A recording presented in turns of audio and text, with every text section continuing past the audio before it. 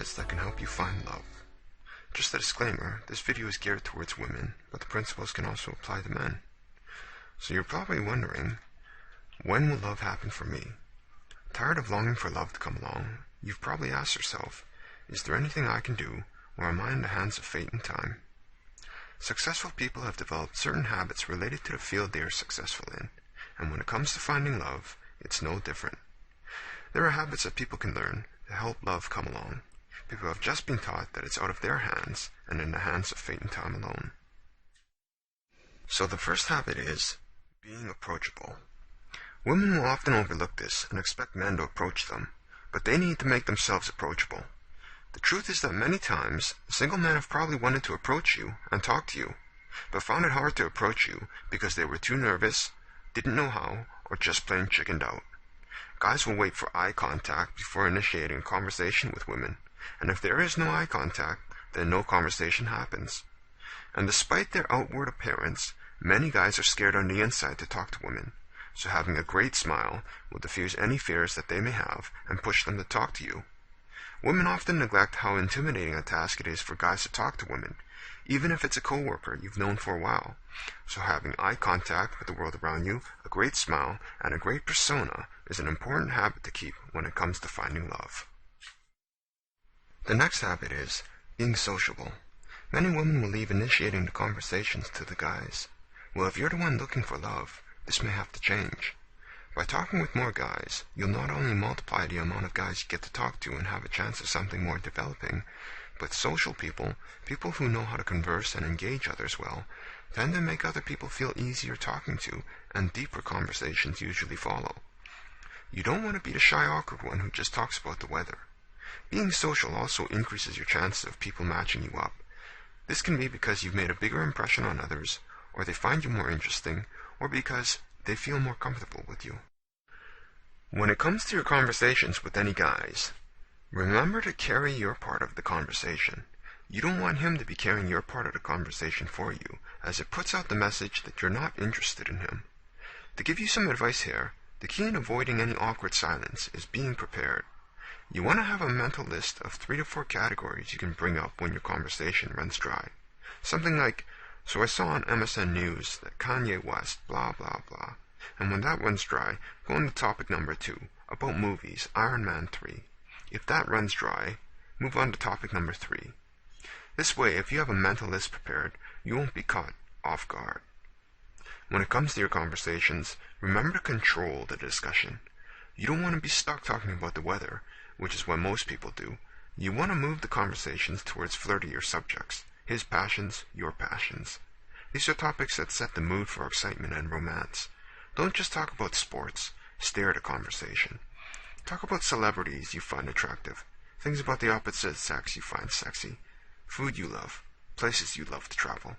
You want him leaving your presence thinking, she was interesting. Control the conversation. Don't let it naturally head into the weather we're having.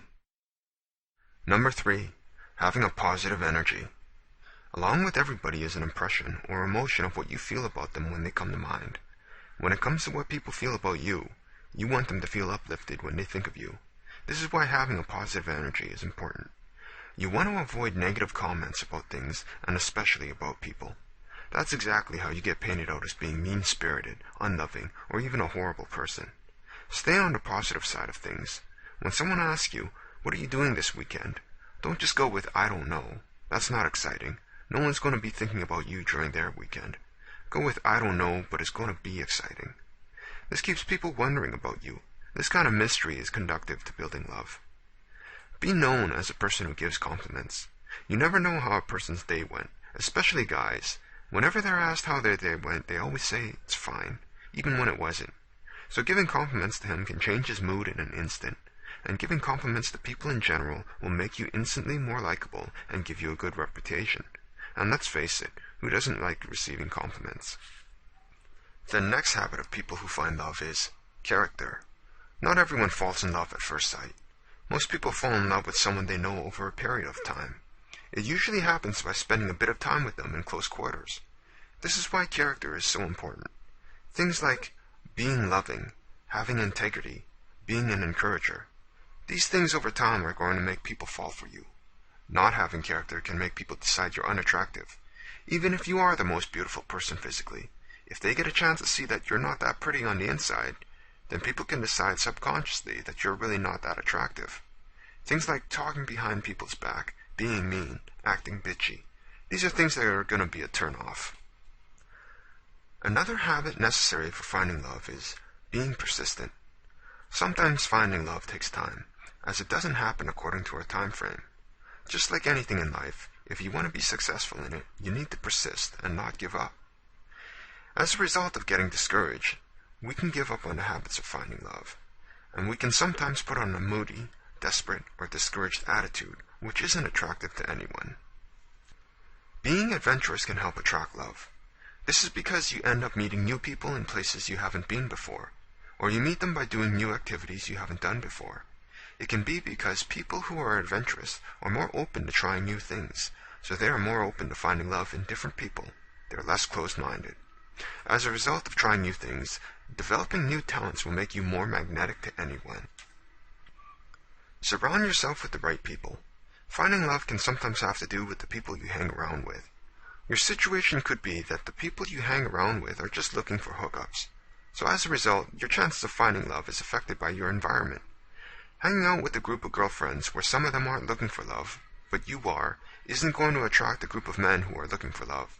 Sadly, it will just attract the wrong crowd of guys. Perhaps they're putting out the wrong message to people around you. Stay away from discouraging people, as being around them can just discourage you. Surround yourself with people who are going to encourage you, and who themselves are looking for true love. This will put out the right ambiance. Sticking to your standards will help you find love. This is because so many people begin with an idea of the kind of love they want from life, but through the course of time in a relationship, people can settle. There are many people who aren't treated right, and they just tolerate it. As the saying goes, it's better be single than stuck with the wrong person.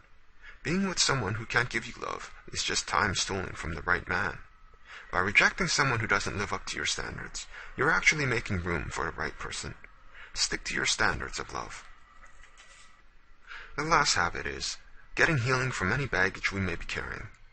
It's normal in life to pick up some baggage from previous relationships or life experiences. Nothing to be ashamed about. But past baggage can hurt any current or future relationships, so it's important to heal from them.